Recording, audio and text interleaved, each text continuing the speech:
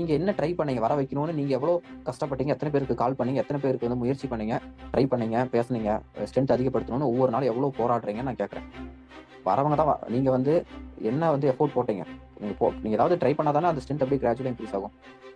வரவங்க லேட்டா ஜாயின் பண்றவங்களோ, இல்ல வந்து மறக்கிறவங்களுக்கோ நீங்க ரிமைண்டர் குடுக்கறது மூலியமா இன்க்ரீஸ் ஆகும்.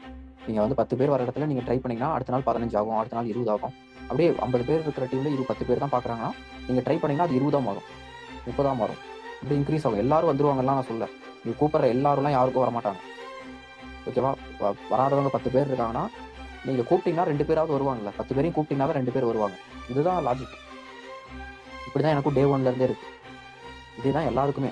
ஓகேவா? நம்ம நெறைய பேர் என்ன நினைக்கிறோம்னா, யாரும் வரமாட்டேங்கிறாங்க அப்படின்னு நம்ம விட்டுறோம்.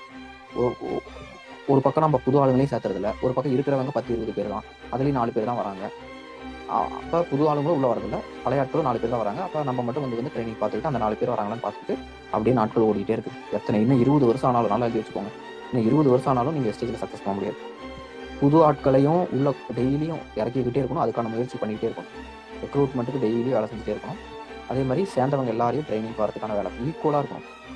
ஈக்குவலான 50-50% வந்து 2க்குமே இம்பார்ட்டன்ஸ் கொடுத்தா தான் நம்ம இங்க வந்து சர்வே பண்ண முடியும். இந்த பிசினஸ்ல நம்ம வந்து பெரிய லெவல்ல சக்சஸே பண்ண முடியும்.